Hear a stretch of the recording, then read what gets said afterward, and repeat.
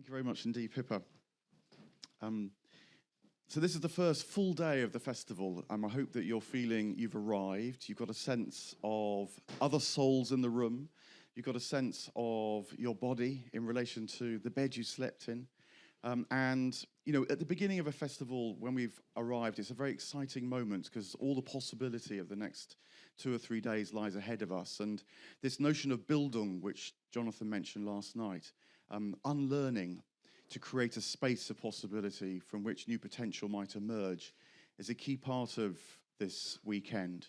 And so let's just have a moment or two to gather ourselves, clock in, check in with yourself, check in with the room, check in with what you are expecting or don't know, how you're doing this morning. Just a moment or two to arrive.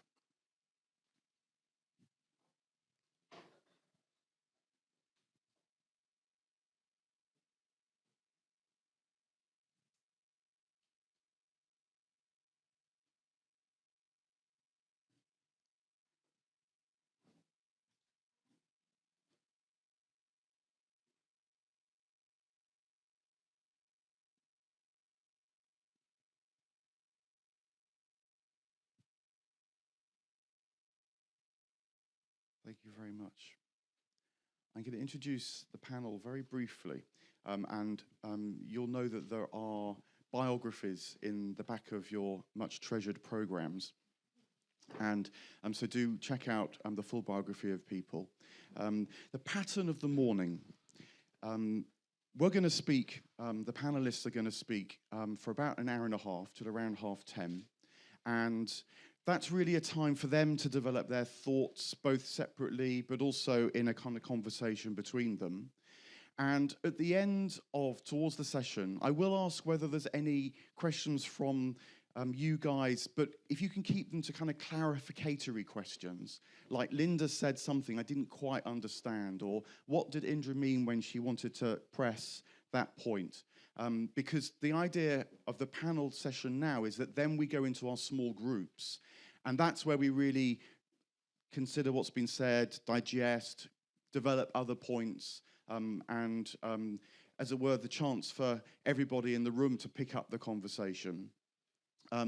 Your group leaders are well primed, but then there'll be a feedback process to the whole group at 12 o'clock. And that will be the point where both the panel respond to what you guys have come up with in the small groups, but then there'll be a bigger time for Q&A as well. So that's something about the pattern of the morning. We try to develop it so there is a developing conversation across the course of the morning, prompted by what our panelists will say to us. I wanted to just invoke the spirit of the place, maybe in a slightly different way, for a moment or two as well. You will no doubt have noticed that outside the front of the house, there is a statue. And you may have even recognized that it's a replica of the statue that stands in the Shaftesbury Memorial Fountain in Piccadilly Circus. You may or may not know a secret about those statues, which is that it isn't actually the figure of Eros. It's the figure of Anteros. And I wanted to tell you the story of Anteros very brilliantly, because I hope it might seed the spirit of the morning, if you like, a bit of myth. The story goes that when Eros was born, his mother, Aphrodite, started to get a bit nervous because it looked as if Eros wasn't really going to grow up. He just stayed a bit babyish and childish, cute in his own way, but not really developing. And so Aphrodite went to speak to her sister Demeter. Now, Demeter was known for her wisdom. And Demeter said, look, here's what you need to do. You need to have a second child, this time with Ares, the god of war. So in the way of the gods, they sort these things out very quickly. Aphrodite went off and conceived with Ares and had another child. And she called this second child Anteros, which means something like back love, pushing back love. So it's still loving, but it's a kind of resistance. I use that word conscious of Ian McGilchrist in the room. And what happened was that when the two brothers were together, they did well. They fought, they tripped each other up occasionally, they played tricks, they even argued and bickered on occasion. But at the end of the day, Aphrodite saw that they lay down together and they held each other in love, and things went well. When they were separate for one reason or another, things tended to regress a bit. But the moral of the story is that, you know, love, our desire, needs something to push against, needs a bit of opposition, maybe something that even can feel threatening on occasion. But if you're able to relate to that, to take it in, then like Eros and Anteros, this great love that flows through us can develop and grow. So if you're like me and you like these myths, next time you walk past the statue, have a little bow to Anteros and call down some of that energy. It was put in Piccadilly precisely to try and, you know, keep a bit of sense on the wilds of Eros that can get unleashed in the city. I'm going to turn to our panel now and sit down and ask first Satish and then Linda in the middle and then Indra to speak. They're each going to speak 15 or 20 minutes. I might make one or two points, argue them to tease something out, and hopefully the conversation will develop. Satish, let's start with you. Satish Kumar, who will be known to many. And Satish, you know, you're known for, well, originally walking across continents and I guess meeting many people, all sorts of difference and diversity that you've encountered. But I know that you like to tease out the difference between difference and diversity. Yeah. And maybe even feel one's good and one's not so good. Yeah. So look, kick us off with some thoughts on that. Thank you. Before I start celebrating diversity and differences, I would like to take a minute or two to say we start from unity and then celebrate diversity. So in order to do that, bring your right hand in front of you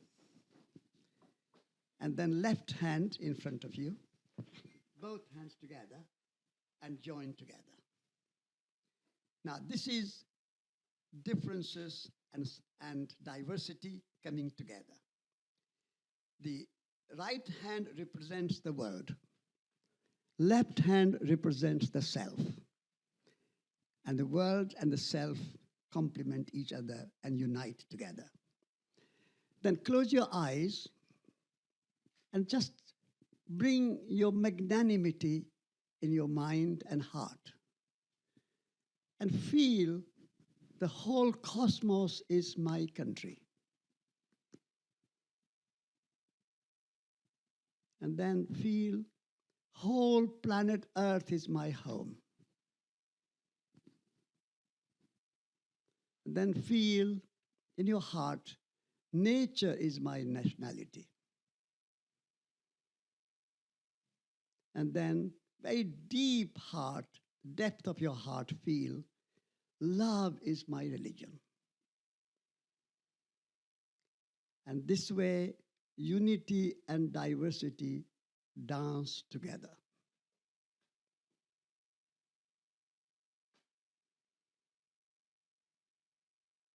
Thank you.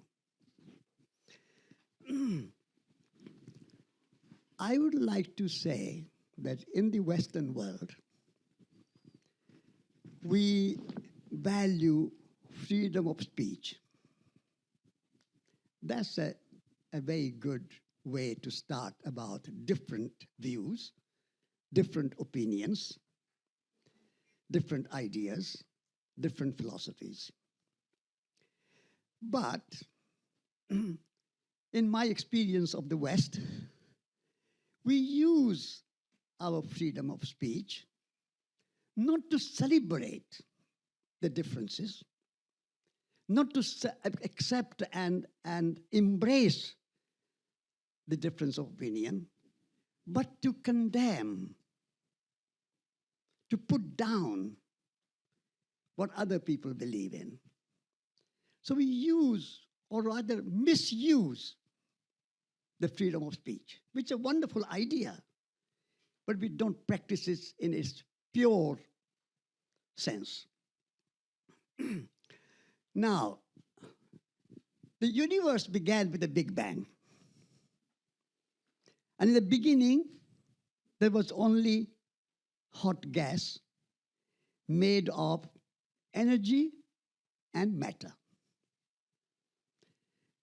But over billions of years, evolution has worked hard to create from that university to differences and diversities.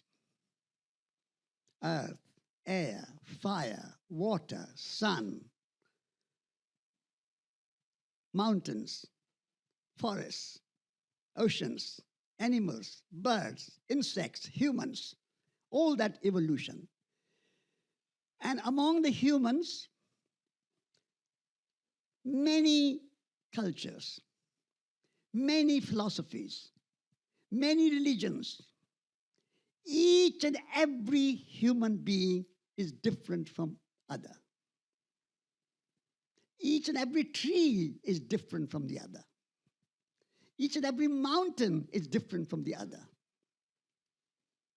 But somehow in the course of industrial revolution, in the course of the age of reason, in the course of scientific discoveries and industrial production and consumption, we have moved away from that diversity and differences which nature and evolution has always favored. And we have tried to create monotony. We have tried to create uniformity. And we want to see the whole world following one way. Christians tried to make a whole world Christian, sending their missionaries. Muslims tried to make whole world Muslims to their missionaries. Communists tried to make whole world communist by their revolutionary ideas. Capitalists tried to extend whole world become a capitalist and follow the American way. Wear the blue jeans. Eat at McDonald's. Have high-rise buildings, whether you're in London, New York, San Francisco, Tokyo, Beijing, New Delhi, wherever you are. Same architecture. High-rise, monotonous, ugly buildings. This mass consumption, mass production, uniformity. So uniformity is not unity. We have come from energy and matter. We have come from consciousness and matter. But we created diversity. Nature created diversity. Everything different. We all speak English, but every one of us speak from a different voice. Even if you speak from London or Chicago or New Delhi to me on a phone, I can recognize your voice. Who is speaking? It's my nephew. It's my sister. It's my friend. Each and every one of us have our own voice. Then why our world is trying to impose this monotonous uniformity on the whole world? If Russia, you are not following our way, you are bad. This is we call freedom of speech. China, if you are not following our way, you are bad. Condemn them. You are our enemies. If you don't follow our way, you are our enemies. Iran, if you don't follow our way, you are our enemies. Whoever you don't follow our way, you are enemies. We have forgotten the beauty, the magnanimity, the exquisite nature of evolution, of celebrating diversity. Not condemning, not saying you are bad, I'm good. You are wrong, I'm right. But you have your view, let's hear your view. Each and every one of us, 8 billion people on this planet Earth, have 8 billion truths, 8 billion religions. In the traditional text of Bhagavad Gita, we have a word called Swadharma. Swa means self. Dharma, the way. Each and every one of us, before I'm a Hindu, before I'm a Muslim, I am a human being. And this is what I celebrated when you mentioned, Mark, I went around the world with embracing differences and unity at the same time. For me, unity and diversity dance together. And I don't condemn because when I was leaving India, my friend said, you are going to an enemy country. They are Muslims. You are going without any money. Take some money, I give you. Take some food with you, I give you. My friend came to me on the border of India and Pakistan, standing there. I'm about to come into Pakistan. And my friend said, we have 3 wars between India and Pakistan. They are Muslims. They are our enemies. Don't go there without money, walking. You will be killed. I said, I'm not going to take any money. I'm not going to take any food. The parcels of food you have brought are not parcels of food. They are parcels of mistrust. I want to see, trust in my heart, how Muslims live, how Christians live, how poor live, how rich live, how people live in the mountains, how live people in the deserts. I want to see, I want to experience, I want to make peace with everyone. My friend was in tears. I said, why are you crying? I'm going. You are not going. She said, Satish, this might be our last meeting. I might never see you again. You are going all these Muslim countries, Christian countries, communist countries, snow, mountains, deserts, no money, no food, walking. How are you going to survive?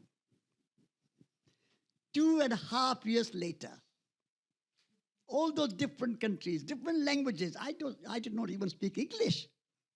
When I started from India, I did not even speak English. And different languages, different cultures, different religions. Every day, 2.5 years, without a penny, I walked. I was fed, I was sheltered. Occasionally, I did not get food. Of course, it's 2.5 years, you can expect that. But then I said, this is my opportunity to fast. How wonderful.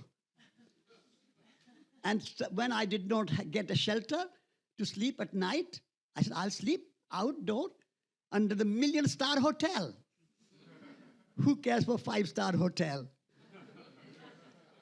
And that trust in my heart, embracing diversity. I loved Muslims, I loved Christians, I loved communists, I loved capitalists. I was in the Kremlin, I was in the White House, I met Bertrand Russell, I met Martin Luther King. I loved everyone. Embrace diversity. Don't condemn diversity. Freedom of speech is not freedom of speech, freedom to abuse, freedom to condemn. All our newspapers full of condemnation, full of misery. Misery Times, Misery Telegraph, Misery Mail, Misery even Guardian. Never mind. So freedom of speech should be to understand and appreciate and enjoy and celebrate and embrace the difference of opinion. Not think that I'm right and you are wrong. That's not freedom of speech, in my view. So I think West has really got wrong in the idea, or practiced at least, the idea of freedom of speech. So we need to celebrate, embrace diversity. How do you think? So this is my fault. I invoked Anteros, so I'm going to push back now. Okay. What about these 8 billion truths? It sounds like relativism gone crazy.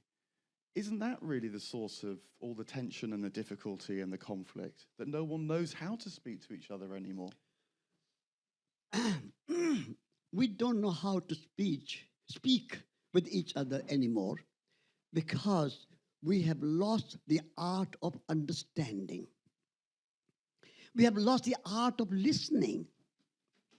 We think that if you don't agree with me, you are my enemy. That's not art of understanding. That's the art of listening. Deep listening is required to go beyond these quarrels and conflicts. So when I say embrace diversity, vive la différence, long live diversity. Without diversity, we'll be back to Big Bang. There's no joy. This exuberant nature, exuberant humanity, exuberant philosophy of every kind you can see. In India, we celebrate 6 different philosophies. People who believe in God, we celebrate. People who don't believe in God, we celebrate. This is how we have lost the art of deep listening. We have lost the art of understanding. We think, I'm right, you are wrong.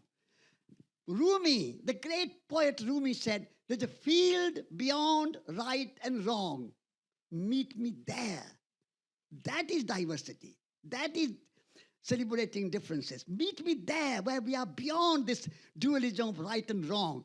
Every human being speaks with their own mind, with their own heart, with their own intelligence, with their own creativity. Let them speak. Imagination is the key to our human progress. Without imagination, and each one of us are given that imagination. We don't have to go and buy imagination from Marks and Spencer. Each and every one of us have it. But our universities condemn the imagination. They block the imagination. They say, follow this is the right way. This is the scientific way, no other way. So our universities have become the enemies of differences, diversity, and imagination. So you are a scholar of William Blake. Imagination is lost, and imagination is diverse, different. Each poet writes different poetry. Shakespeare was wonderful, of course. William Blake was wonderful. But each and every one of us are a poet.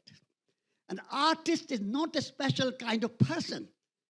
Every person is a special kind of artist. Every person is a special kind of poet. That difference, that diversity needs to be celebrated.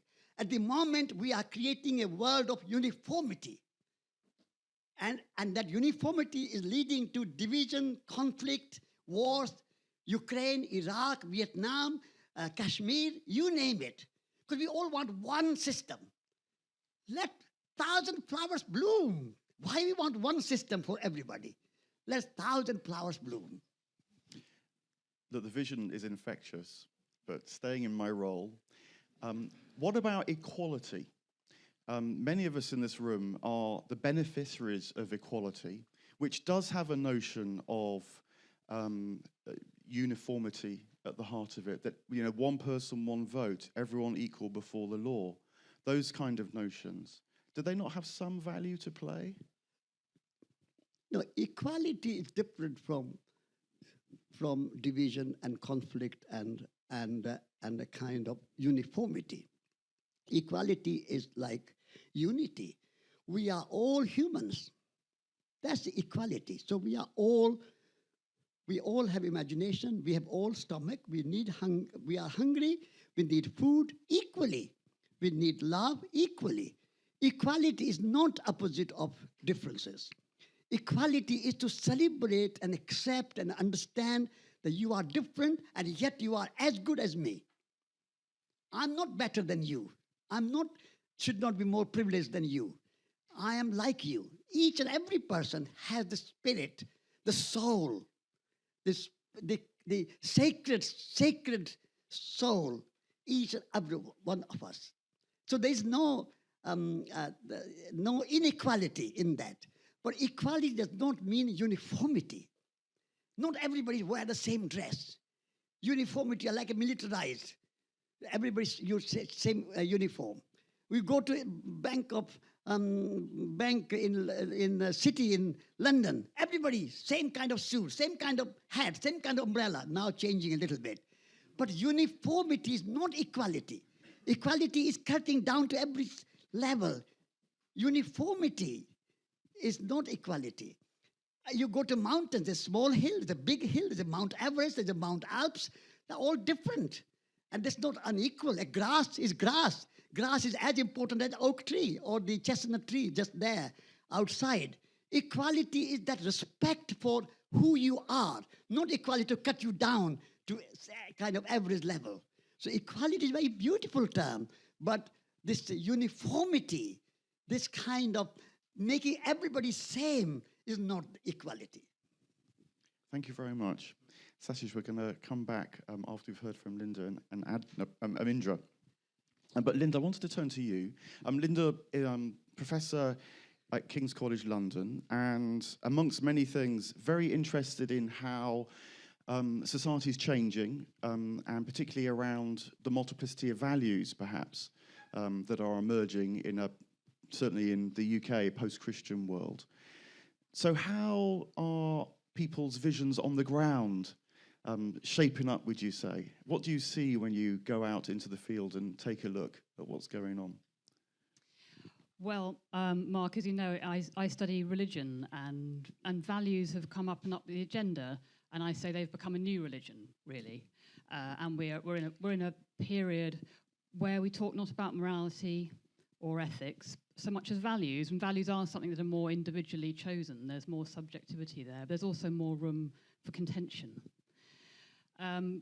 But when you ask me to talk about difference, you really provoked me to think about a subject that fascinates me, which is if you like, the hidden pockets of modernity. It's the things that are there in modern societies, but we don't like to talk about them. They're a bit hidden, they're a bit shadowy, because they don't fit the bigger kind of paradigms. And I was thinking about religion, and actually religion isn't in that category so much now. It's not a source of that kind of division in this country. But the thing that came to mind that I'm increasingly fascinated by is fortune telling. The first time I went to a fortune teller was before I even had a job. I was quite young, and it was Romany fortune teller who do palmistry. That's not so common now. And they look at your hands and they look at the lines, and she looked at these lines here, and she said, "You have 2 children if you want them." And that actually I've come to realize, and I've done much more looking at fortune telling. That's a very common way of doing it. And fortune tellers don't usually say, "You will have 2 children." They give you options. They look at potentials. And I mean, I didn't have them. I chose not to have them. But I always remembered that. And now I'm getting old and certainly not have them. I feel a bit wistful that there were 2 children that I never had. You know, what are they like? The other thing she said, so I remember this 40 years back. She said, "You're never going to worry about money."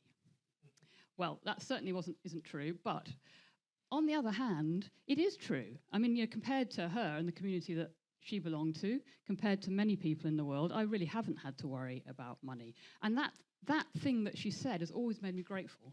Even when I was worried, I was grateful because I knew I wasn't really worried, not for my survival. Yeah, like some people are. Anyway, that was my first brush. It was just with some friends. It was social. I didn't brush it off, as you can see, because I can still remember some of the things that were said. The second time I went was again a lot of fortune telling is socially. Go with a party of people, and it was my first job at the University of Lancaster.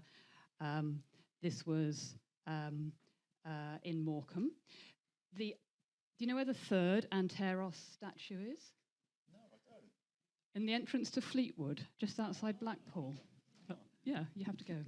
It was around there, and because of that area on the northwest coast it's got a lot of Irish connections. So there are a lot of Gypsy and Romany communities, and there's a big fortune-telling tradition because of the entertainment industry as well. Anyway, so it's very common, and I went with a group of friends. You often would bring a psychic to your home, you pay them, and then you go in one by one. And it's just part of a party. And once you've had your fortune told, you go back to the kitchen and you all have a laugh and you say, "Oh, what did she tell you? What a load of nonsense." Or, "Oh, actually, there was something." And you wait your turn. So I was waiting in the hallway to go in with the fortune teller. And as I was waiting, and I was just, it was just a party. I was interested because I study religion, but not much more than that. And as I was waiting, I was thinking about buying a car. I used to be in those days very interested in American cars.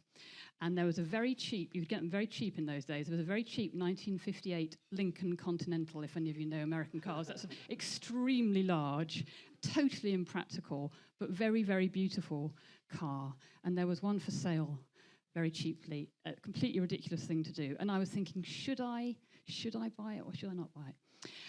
And then I was called in and I went and sat with the fortune teller. And he said, "I can see wheels." "I can see a really big car." Well, it's trivial, but it was very striking. It certainly got my attention. I'm interested in what you're thinking when I tell you that story. Is your brain spooling up, and are you immediately trying to find a way to explain how might the fortune teller have known that I was thinking about a car? Why do we don't just accept it? Why do we try and find a way of thinking about it and explaining this kind of knowledge? Because it's not an acceptable kind of knowledge. That kind of psychic knowledge is quite disturbing. This is my point about difference, Mark. This is why I'm picked this as something that about a third of women have experienced fortune telling, about a quarter of men, and yet we don't talk about it, and it's very stigmatized, and we feel uncomfortable, and we try and find a way to explain these knowledges that are outside the boundaries of what is normal and acceptable knowledge. Well, since then, I have experienced more fortune telling. I've talked to people who've done fortune telling, and I've done a lot of interviews with a very, very experienced fortune teller who's told me about how you become one, what the training is, what her philosophy and ethics are. Let me give you just one more story, because this is more common. This is really what happens when you go to an experienced fortune teller. And some of you will know this. When you go to the fortune teller, if you go one-to-one rather than in a group, and they don't like to be called fortune tellers, they're usually called psychics, because fortune telling has all those gypsy rose in the fairground stigmatizing associations. So the psychic will, I'll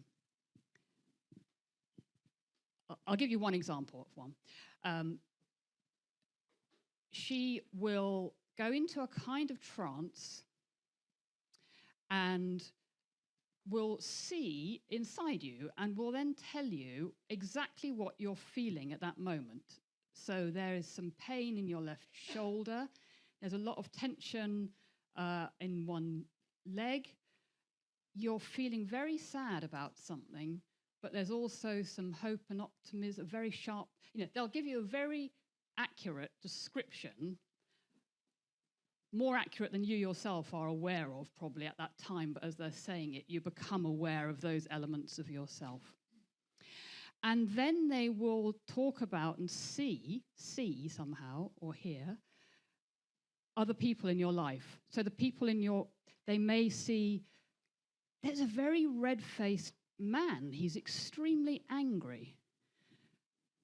Could that be someone you work with? He's dangerous. Watch out. And then they may see other people in your life of different sorts and tell you about those people. This is the third person seeing. And many of them are also mediumistic. They're mediums, so they may bring through what they'd call spirits from the spirit world, people who you knew in this plane, as they would say, who have died. And they will say, oh, there's someone who wants to say something to you.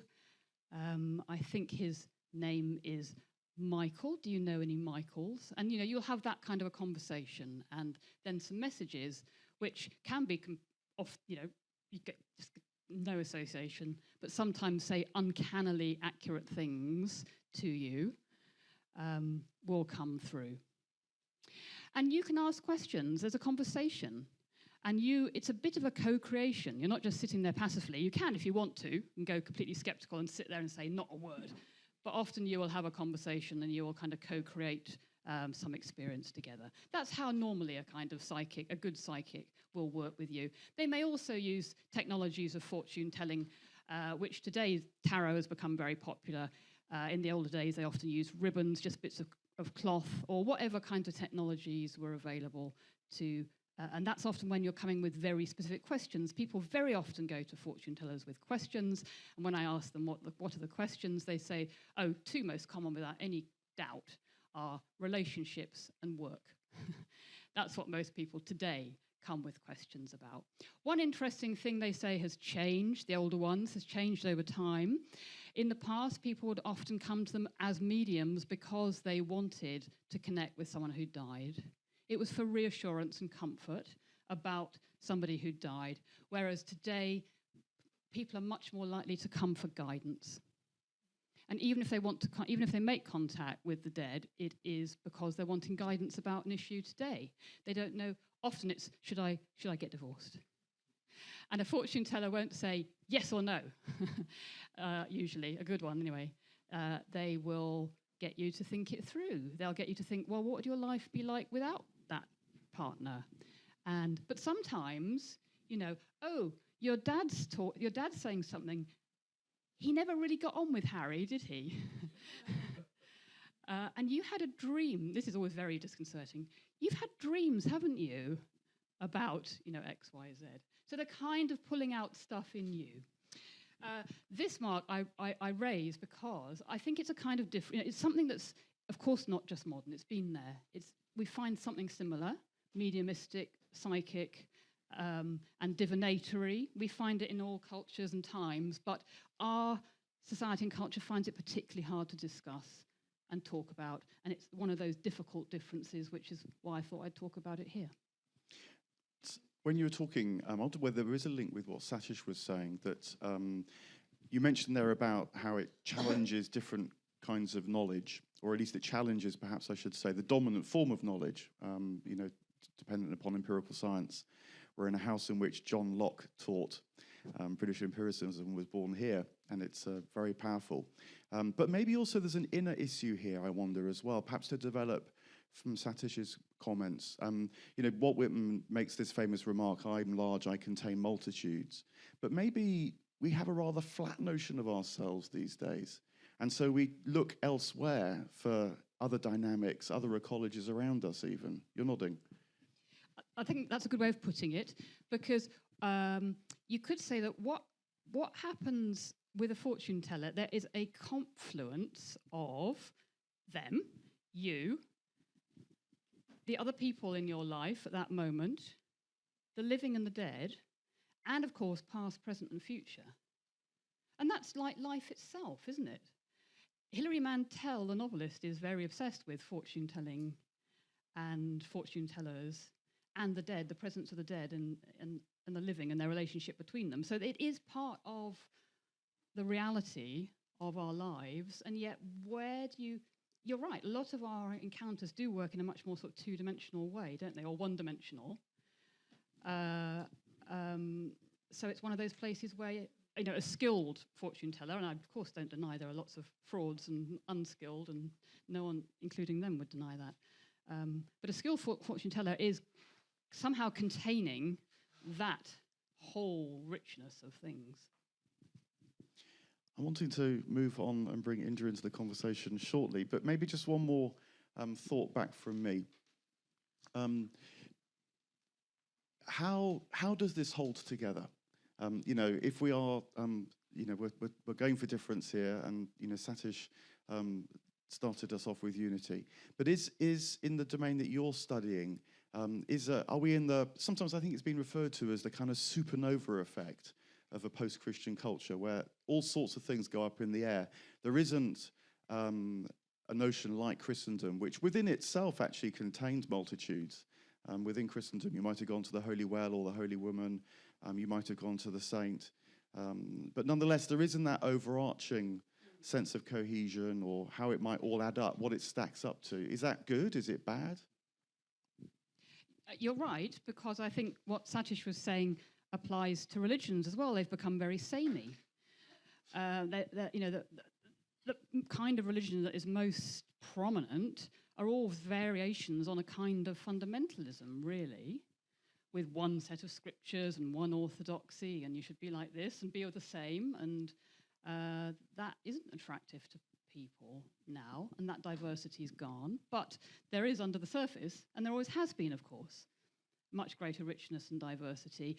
And as the old authorities, both secular and religion, lose their ability to police the oneness, that diversity it's there sort of incipiently, but I don't know what we're going to do with it, and whether we're going to allow it to come to the surface or we're going to try to keep it repressed.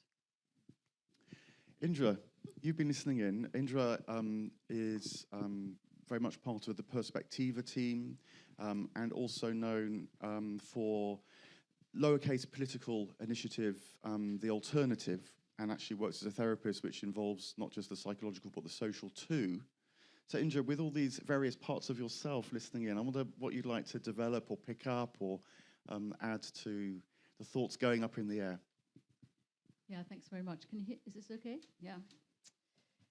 I mean, I'm sitting here just totally fascinated. And I confess I didn't know how to prepare for today. And I actually asked Mark, can I go last? Because I don't think until Satish and Linda have spoken will I know at all what it is that I might be saying. And they've left me with a sort of conundrum and a huge, topic in front of me, because I'm thinking how differently I think about difference when I hear you speaking. And then I imagine that everyone in the room is thinking that too. I mean, I'm now really curious about how each of you are responding to the first two speakers, which may not have been what you expected to hear.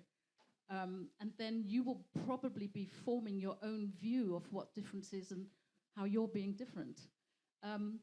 And I think the reason that I can say that, because we're genuinely in a different era now. And the way we can talk to each other really, in fact, does enable and allow our differences. We're sitting in a room here, and we're prepared to talk to each other and hear that we are very different people. We want to know the details of each other's lives, because we do live in an age where that, in fact, is being acknowledged. So I'm slightly pushing back against the idea that difference is not allowed, and specifically pushing back against the idea that religion has conformed, because I myself am a Buddhist. I've been a Buddhist for about 30 years, and I'm not even one form of Buddhist. There are many forms of Buddhism. Many people here will imagine when they think of Buddhism, they think of meditation and maybe quietness. I have a Japanese Buddhist tradition, and it's very much about action and revelation, and what in Perspectiva we've come to describe as poiesis, constantly giving rise to new realities. So even as you're listening to me, I'm sure you're defining how different I am to how different you are. And I'm going to speak a little bit today about my own journey with difference and why it led to me, ultimately developing this social political platform called The Alternative. And so I was born in Holland. My father's Indonesian, from a Muslim family. My mother was Dutch and Catholic.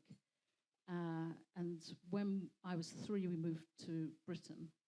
And growing up as a child, all I knew was I'm growing up as a child. I mean, you don't know anything else, do you? You're just trying to become yourself as a child. And in fact, I think very much the process of growing up, interestingly, is that you're constantly trying to be different.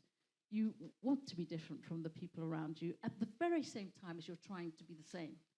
So trying to be the same as your friends, finding your tribe, but being different from the others. So the very notion of difference has within it, the notion of sameness. And that's the joy of it, really, different same at the same time.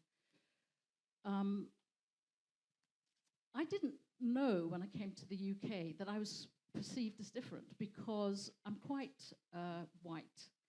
And I think I blended in very quickly, and I picked up the language rather fast, faster than my parents did, in fact. But it wasn't until much later that I understood that I was perceived as different, because I had a different name, and because my father was a different shade of brown, and because we had different ways of pronouncing certain words. I didn't know I was pronouncing words differently, but because we spoke Dutch at home, I would roll my R's in a certain way, and people would say, "Why do you do that?" So I discovered my difference through other people responding to me and showing me that I was different. But it wasn't until I was 11 that a real sort of shift happened. When I was 11, my brother was killed in a car crash. And it was, as you can imagine, a life-changing experience. My mother never recovered from this. My mother and father fell out because of it, as often happens when there's a child death in the family. In the years that followed, my mother, who had 7 brothers and sisters, 6 of them died of cancer while I was in my teens. And so I lived this life of like a death-filled life, if you like. My parents were constantly in conflict. I myself, particularly on the night of my brother's death, had tried so hard as a child to save his life. You know, I was in this conversation with God, begging God to save my brother's life. And when that didn't work, my own life changed immeasurably. You know, I lost my faith in God at that time. And what I now understand is I became completely dissociated from reality. So I tried to find a place where I could meet my brother. You know, I left my own reality, and I tried to find a place where I could meet him, where he still existed. And I think I managed to do that. I met my brother, which in a way somewhat speaks to what you were talking about, Linda. But then I didn't know until much later that meant that psychologically I was in a very different space from most of the people around me. And I went to school, I went to university, I did what everybody else did. But I experienced this profound difference with everyone around me. There was something about me that was too serious, that could never really, you know, be much fun. I wasn't a fun person. I always talked about the world and about life as if life was something you could discuss. And other people couldn't necessarily get into that conversation with me.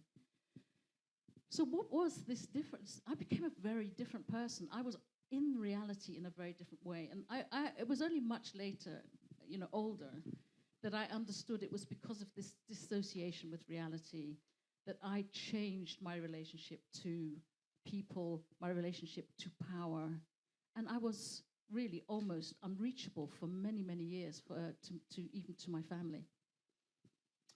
So this phenomenon of difference, you know, being in a room with other people, having conversation, maybe conflict arising, we try to understand what that difference is. But what I would say is that the differences that we experience are much more to do with differences of what I would call differences of agency. We have different relationships to power. We have different relationships to reality. And that makes us sometimes unable to really hear each other or talk to each other. And we might try to understand it as color, or we might try to understand it as age, or we might try to understand it as, you know, to do with wealth or resources. But these are, for me, always quite superficial differences, because in a single family, there can be so much difference that even despite the fact that you've grown up in the same circumstances, had the same conditions, mostly had the same amount of love from your parents, you can still end up not talking to each other for years. You know, one of my sisters changed her name because she didn't want to be Indonesian. Such was her difference in relationship to her sense of power in her environment. Another one of my sisters always lauded it up. You know, she thought being Indonesian was a very exotic thing to be, and she made it sort of her badge. You know, these are two people in the same family who can barely talk to each other properly. And I noticed this as I was going through life, that differences are not easy to manage. They're certainly not easy to categorize. And I'll just say a little story about when I met my partner, who I'm not sure is in the room actually. There was a sameness between us that now defies reason actually, because there was some resonance in the way that we spoke. We got it in our very first conversation, I remember it, a conversation in a cafe. The very first time we spoke, we got to how we were going to change the world within minutes, right? And it was it was quite laughable. Other people would have totally laughed at us. But there was a resonance in our sense of relationship to reality, which has meant that we've been together for over 20 years now. But what unfolded in the years after that was, my God, how different we are, right? We had this resonance. We could speak to each other, but we came from different, let's say, class systems. We came from different religions. We had quite different educations. We had very different life stories. And these differences constantly cause conflict. And the conflict between us can be quite, strong and scary even at the point. But there always comes this moment, where we collapse the story of our difference and come back to this resonance. We like to call that love, but we could also call it resonance. Not such a nice word. I don't know how much time I've got, but just to take it a bit before. So the story, through my life was that really I was very attuned to and watching what is conflict, and therefore what is the peace that we're longing for. When I was I already mentioned that when I was young, I became a Buddhist, and I began to take quite a big picture idea, of every single person has a different story, or in Buddhism we call it a different karma. A different karma is a different history of power, if you like. Each one of us has a different history of power. I think that's the thing that I really understood to be definitive. But from that, I remained curious, and I found I was part of something called Conflict and Peace Forums for about 10 years, really trying to understand where conflict arises from. And I did understand that my mentor was somebody called Johan Galtung. Some of you might know Johan Galtung. And he taught the difference between conflict resolution and conflict transformation. Norwegian. Yes, the Norwegian Johan Galtung. Yeah. Johan Galtung. I think that's when we first met, actually, Satish, back in the day. And what Johan taught me was that conflict resolution tends to leave a lot of room for future conflict. You try to negotiate, you try to overcome the problem and the conflict, but you're still acting in the same context, and you're still acting within the same reality. You haven't addressed that. You haven't really addressed the real motivation for the differences and the conflicts. So therefore, you might come to some agreement, but the seeds of conflict remain, and they'll probably appear again. Conflict transformation is more to do with, in a way, creating a new reality within which this conflict doesn't arise.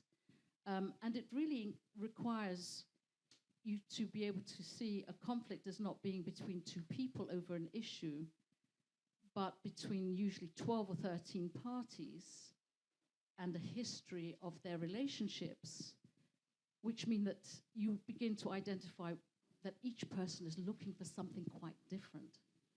And when you begin to see the different things that people are looking for, what they're motivated by, and this is coming back now to the Bildung part of this, what is going on in the inside for people, then you can begin to identify what might be common in terms of what we are yearning for. Are we yearning for something that we can identify and create a new reality from that yearning? So the role of imagination, as you were describing, is very important to be able to tap into that. So there are ways to transform conflicts rather than to resolve them. But that's not the world that we've been living in. Each of us have had, in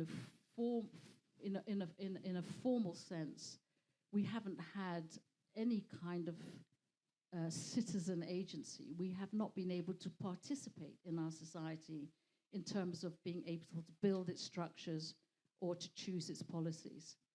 And I would say that now we're very much living in that age.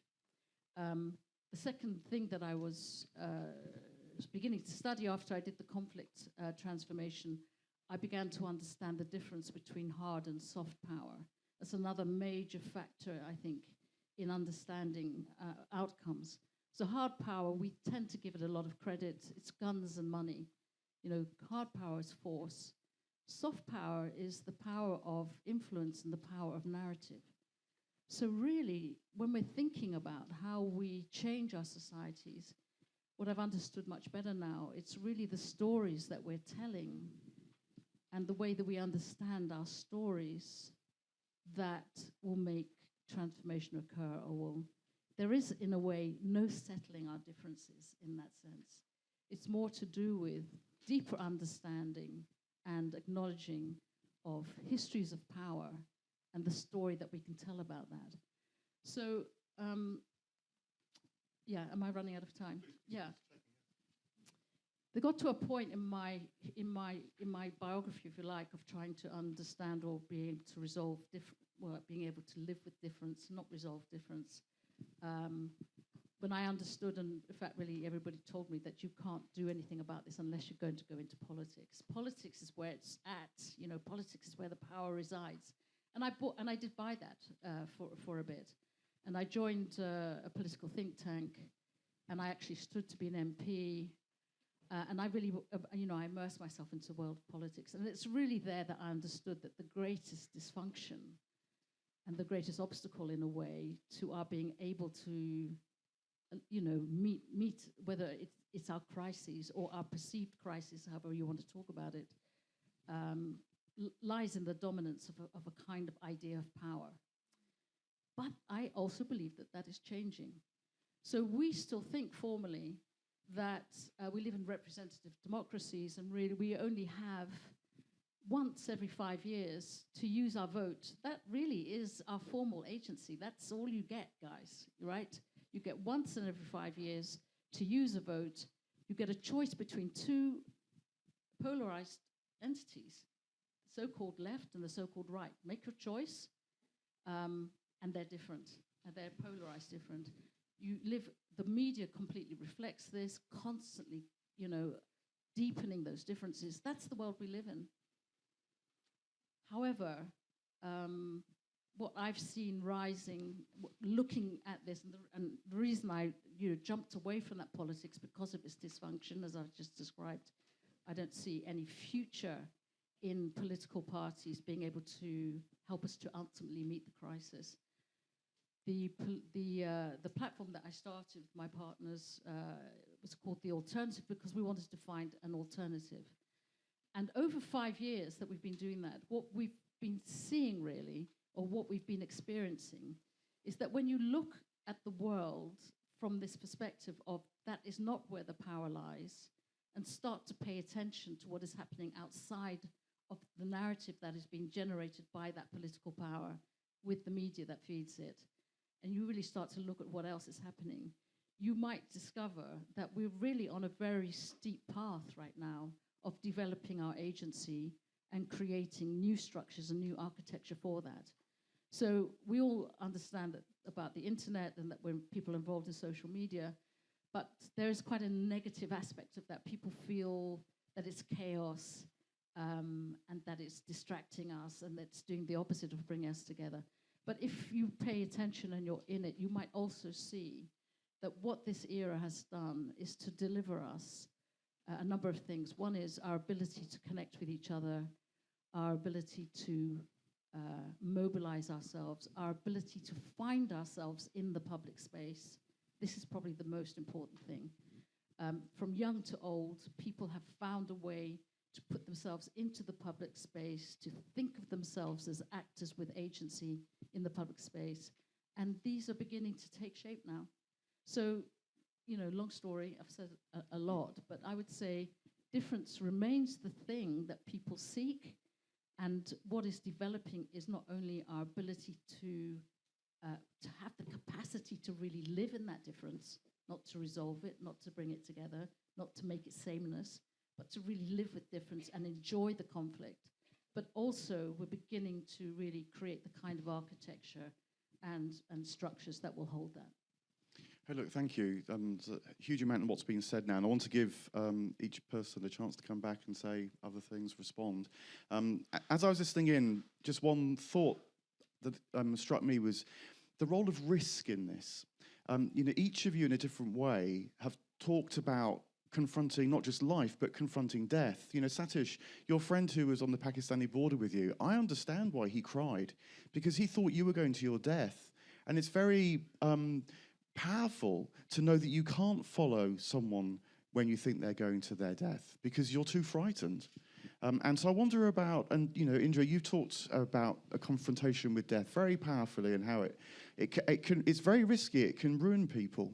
And the fortune telling, I wonder whether there's something going on there, wanting to know quite how to navigate these uncertainties. And I just wonder whether part of what's going on now is we've been promised this world free of uncertainty, where problems can be resolved, and we're being asked to confront the risks of life again, even questions of life and death again. And you did that in your pilgrimage, Satish, and it's liberated you, but it's a tall order at the same time. Yes, my friend was in fear of death. I was not in fear of death. Celebrating difference is not fear. Death is good. I said to my friend, if I die while I'm walking for peace, that's a good death. I'm not afraid of death. If I die while walking for peace, it's a good death. I don't want to live a long life in fear. It's sitting in India and not doing anything. So, trusting, not being afraid, and death is as good as life. We'll all die. Why are you afraid of death? And if I die, that's good. If I live, that's good too. Life and death are different, but they are both welcome. Linda, would you like to pick anything up? I mentioned that I did a long series of interviews with a very expert fortune teller who teaches other psychics. And I just started to really get to know her and do that work. And the pandemic came. And I continued to do it because I could do it by Zoom. And I was paying her, so it was good for her. But she thought all her business would dry up because most of it is face-to-face. But under the pandemic, what people wanted from her, to her astonishment, was past life regressions. There was no future. They weren't interested in the future-looking aspect because they didn't know what the future was. But they wanted to discover, look into their past lives. This of course, it kind of assumes that there is a reincarnation, that you have been here before and there is a past life, but it doesn't have to. I did one with her. And you go back and you go into another era that kind of chooses you, and you think of yourself in that era. And it's a way, if you just want to be therapeutic, you're a therapist, aren't you, Mark? It's a way of dealing with a lot of issues that are very hard to confront in your actual life. So in your past, you might have been in some violent situation or experienced some horrible risk. Too hard to look at it just like that. But you can when you're distanced from it in that way. And that's what she found people doing. That seemed to resonate with what you were saying about we have to find new ways to confront the dark sides of things that we've been able, in an optimistic, progressive society with lots of optimism, to not look at. The main point is that dark side is as necessary as the light side. Without the night, we'll be exhausted. We need night. So this idea in the Western world especially, that death is bad and life is good, and you have to save life at every cost, and dark is bad and light is good, and you have to avoid dark. Even at night, you have lights going around. You have to destroy the dark. In London, there's no darkness anymore. So all the time, 24 hours light. So what I'm saying is embracing difference is to embrace everything. Universe is made of life and death. Universe is made of dark and light, yin yang. We are young, we are old, we are well, we are sick. I have a knee pain, I get operation. That's part of life.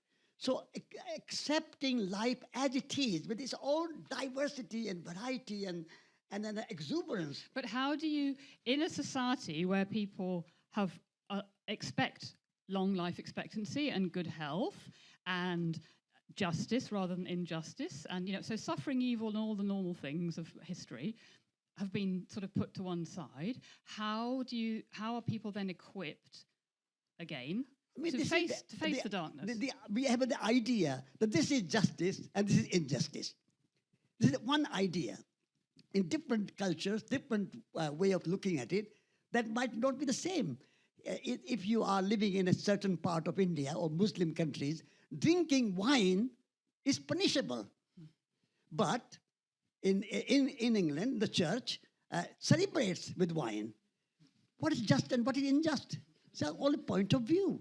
So you can say, if you are in a bikini in Iran, you will be punished. But if you are in France or England in bikini or even naked, doesn't matter. So it's the idea of justice and injustice is only an idea. We have to embrace life as it is, with all warts and all. If I slap you across the head now for no good reason, that's an injustice. Yes, when you put thorns in my path, I will put flowers in your path. Okay. Turn the other cheek. You are a Christian, religious woman. Turn the other cheek. Slap on my mane. I say, thank you. I have experience of being slapped. I accept life as it is, with warts and all. And I don't make this idea that one is good, one is bad. Differences are the part of life. But in this case, Satish, I would say the difference is that you are different, right? And what you're able to feel and, you know, your experience and what you're able to share is very different from what others are able to do. I mean, my partner, for example, the second time I mentioned him, it's interesting. You know, he's very conscious of the years he has left. You know, he thinks, got 30 years left. You can feel the pressure. You know, he's going to die. You know, whereas because of my experience, you know, I think I'm over death. You know, I feel like more like you. I kind of over it, right? Because I know for sure that I could just as easily fall under a bus tomorrow. Something could happen. You know, whatever. You know, I've got. No, but if you're hold on a second. Yeah. You know, so this this ability to be able to really demand from today what you would demand from the whole of life. You know, I remember a very distinct moment about 30 years after my brother died where I was in tears of gratitude, you know, to him for dying because it changed my life. Yeah. You know, it helped me to see that every day is the one that matters. Yeah. And if I'm not doing today what I wished I was doing in 30 years' time, I'm letting myself down. Do it today. Don't do it tomorrow. Don't wait. Be doing what you think you're here to do today. Because death can come at any time. I'm not saying that your partner having more expectation from life is wrong. I'm not saying that. Right, exactly. I'm not saying that if you want to have something, live longer to do something. I'm only saying that's one way. There are many ways to live. Yeah. That one way, my friend who was at the border of India, Pakistan said, don't go. That's one way, fear, one way. But I went the another way. There are many ways. There's no one way to live. So if somebody wants to live longer, let them feel that they want to be longer. Somebody wants to die sooner, let them feel to die sooner. There's no one way to understand the world. There are many ways. This is all I'm saying. One thing I would contest there. Yeah. Okay. I hope you're loving the contesting, but you know, is the dominant ways, right? So there are dominant ways, you know, and that is the thing I feel should be contested, you know, because the storytelling, as you mentioned before, that, you know, the story that is held, let's say, by the mainstream press about the version of reality that is peddled by the power structures that we have. Yeah, I'm sorry, I'm going to challenge that. I don't say that is one way and that's fine. I am challenging. I am challenging. Yeah, exactly. I'm challenging the dominant way of thinking everything same and uniformity and a kind of division. Well, and I'm challenging that. Yeah, exactly. So it needs to be done. Yeah, right? yeah. I mean, pollution of the air, pollution of water, waste, global warming, climate change. I've been activist all my life. Nuclear bombs, I'm challenging that. But I'm not saying that everybody's wrong and I'm right. I'm saying I believe that nuclear weapons or climate change or pollution of the air and water are not good for anyone. Do no harm. If somebody's being violent, going to war, I will condemn that. I'm not saying that war is good. Also in circumstances there might be, but normally speaking, so I am prepared to challenge, but I also want to embrace and celebrate everyday life of differences and a diversity. And everyone should be celebrated and honored to live the way they want to live. If my wife and I live together, I don't want my wife to do things in my way. If I want to do something, I'll do myself. Let my wife cook as she wants. Let her do washing up as she wants. Let her make bed as she wants. Let her do her garden as she wants. Everybody must follow their own imagination, their own creativity, and not impose this like our schools become knowledge factories. They bring the same kind of people everywhere. Our whole world at the moment is moving towards uniformity, and I'm challenging that. The conversation has begun, and we're going to move to the second part of the morning with the small groups after a break fairly soon. But if there were questions that you'd like to ask now, maybe points of clarification, as I say, could someone unpack something a little more that would help you go into the next phase of the morning, then now or very shortly is the moment to ask that before we pause for the break at past. I just wondered about the final question to you guys, if there are some from the audience as well,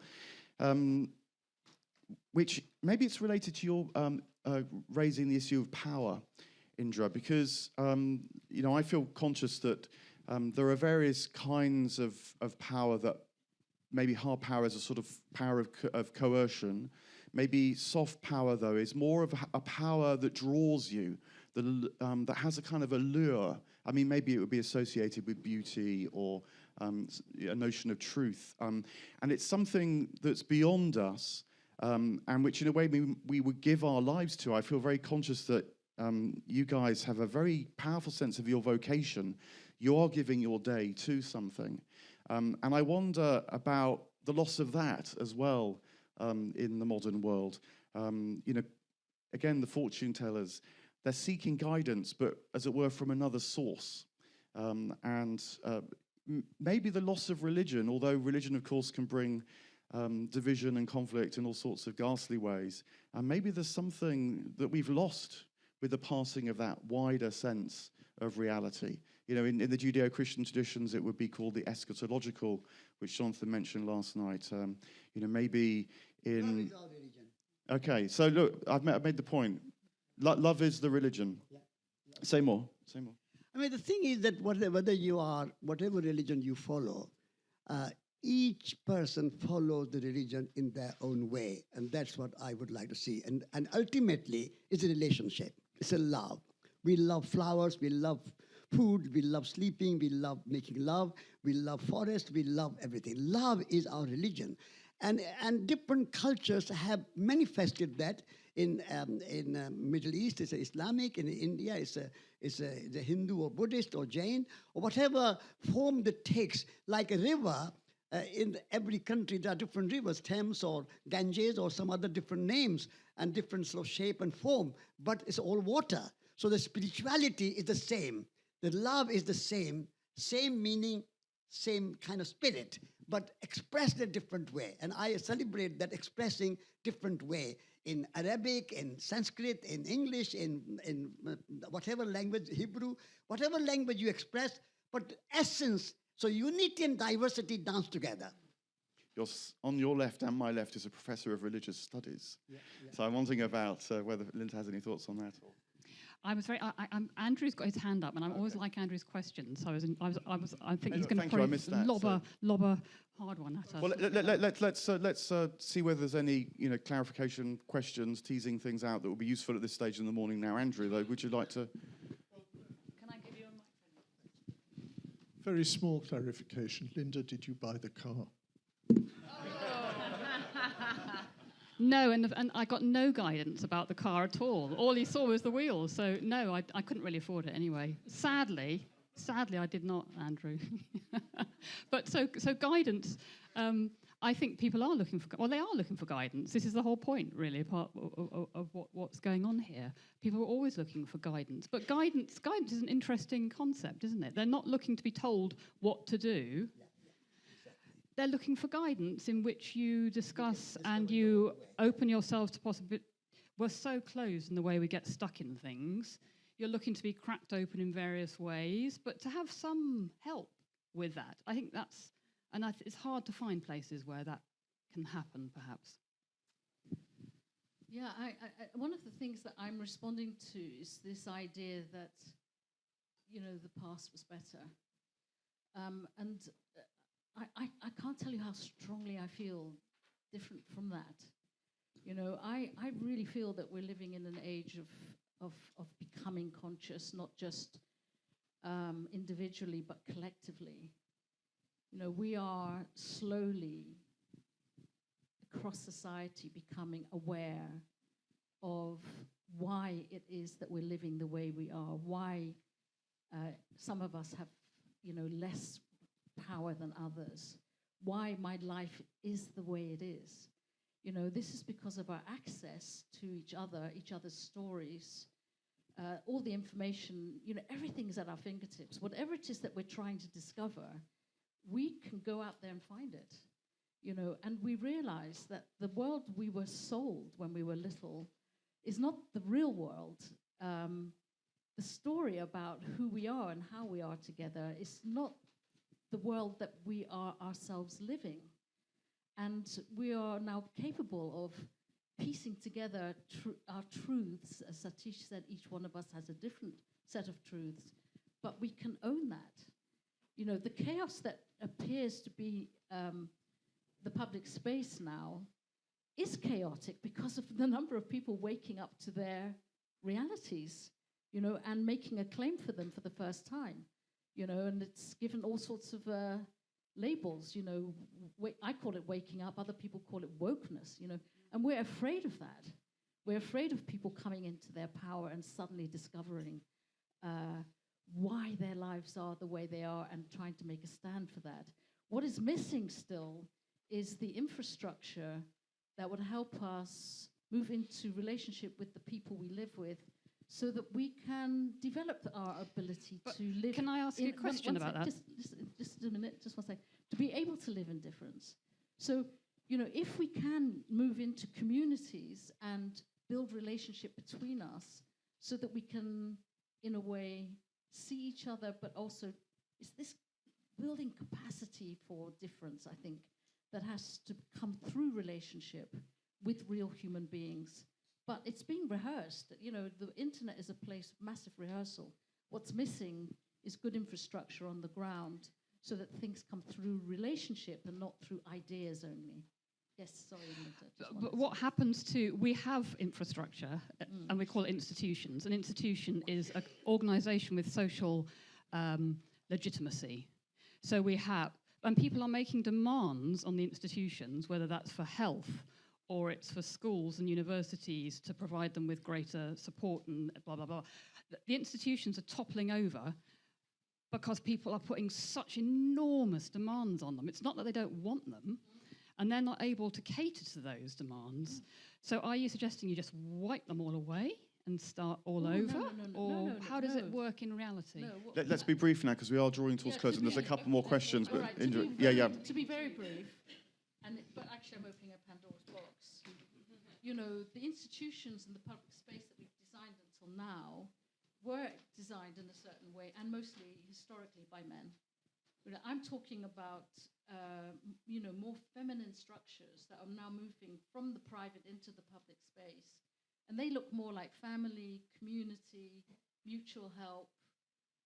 Very good. They're much more natural relational structures that we're building for ourselves. So I know when I use the word infrastructure, it immediately calls up, the responsibility of the state. I'm really talking about human infrastructure, which has been missing in a way, moving from the private into the public space. That's what I'm talking about. Yeah.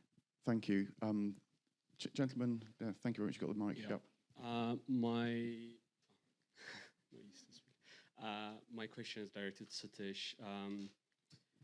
You talked about evolution and how that creates diversity, but evolution uses a mechanism of conflict and tension and friction to create the diverse. So is there a place for holding your ground in conflict? And kind of driving on top of that, there a place to hold strong in terms of tradition and ancestral rights, not just the individual, the self-manifest religion, rather the traditional lineage of religions. So I'm going to ask whether people could just bring the mic to Dominique as well, because she wanted to ask something, I think. And then we'll get quick replies, and then we will draw to a close for this. But look, these questions are starting to open up and bubble up, which is great. But Dominique. Thank you. I just wanted to pick up on a word that Indra said, which was dissociation, the experience of it. And so dissociation about being outside the social. And so this kind of private sphere that you just brought up as well, and how the private and the public, thinking of diversity and difference with regards to the private and the public and how they become related. And also you mentioned sameness, which I found a little bit of a strange term, in relation to resonance. So yeah, maybe just clarifying these points. So look, a couple of quick, Satish, do you want to reply to what about this conflict? What about the sacredness of lineage and so on? Sacredness of? Lineage, I think, was mentioned. Yes, and evolution as well. Holding your ground, both sides want to hold their ground, but there's a mutual ground. And that mutual ground, what you talked about, relationship. We are all related. We are different and yet related. So if we bring that relationship and holding your ground, you don't give up your thoughts, you don't give up your way of being or living, but at the same time, you respect other people's way of living and being, and then you have a mutual ground you respect. So you hold your ground without condemning the other person who is also holding their ground. Thank you very much. Indra, sameness, dissociation, Yeah, clarification there. Thank you for that question. I'm sure you're going to answer it better than I could, Dominique. But I think we're living in very interesting times when the private space and the public space is blurring. You know, we used to know that the part of the private space was what we did on our own and we did at home, and the public space was what happened out there. Somebody else had designed that for us. But I think it's beginning to blur because, you know, on the internet, for example, where a lot of people spend their time, we've brought our private selves to the public space. And it's now, you know, the world of, let's say, of emotions and spirituality and narrative building. We seem to be immersed in it now, things that we used to do by ourselves. One of the things I wanted to bring, actually, which, sorry, just to quickly respond to what you were saying about risk, you know, and this may be a big thing to throw in for the groups, you know, but the idea of the crisis that Jonathan talked about yesterday, particularly of the climate crisis, you know, is that an internal or is it an external reality? You know, that is constantly being debated. But I would say, as something which exists for us in our minds and in us as a story for us to share, it also has a function of making us respond in ways that we wouldn't otherwise have responded to what is needed for the times that we're living in. You know, in the same way as my brother's death caused me to accelerate my capacities to be something more than I could be, I feel the climate crisis has a similar role to play. And a good friend of mine, Terry Patton, who died last year, started to talk about climate crisis as a spiritual practice. And this really opened something up for me to recognize that it has a role in my life, a story that is in my mind that I live with every day, that is causing me to evolve myself and causing me to grow. And let's therefore, at least that part of it, let's welcome it, because I think it is having that effect on society. We have to evolve ourselves, and we desire to evolve ourselves. And climate crisis, as before, and not enough, let's say, hunger crisis, social justice crisis, these were not doing enough of the work, especially in the West. Climate crisis, specifically for the West, is causing this kind of reckoning with the self. Last thought for now to Linda. I think that you're right, the internet has made a very profound change. And one of the things it's done is it's brought a great cry of the injustices that people feel out into the open. And that's partly why sexual abuse that wasn't talked about before is now such a big issue. That's a huge social and ethical change. But all sorts of other injustices, all aired, all out there. And we don't know what to do with them all. And there's a kind of hope that somewhere there's some sort of, parental figure who can put it all right and who can make reparation. And people are desperately looking for that, and that's not going to work. And that's causing an awful lot of problems at the moment. Look, you're going to hear more from these guys at 12 o'clock after we've spent some time talking in the smaller groups. Maybe just have a quick moment before we move to a break, just to have a look, maybe even at Satish, at Linda, at Indra, and just gather up some of the things which have been said, because a lot has been said now, which is good. But just have a moment. What do you want to take out from the room consciously right now, at least?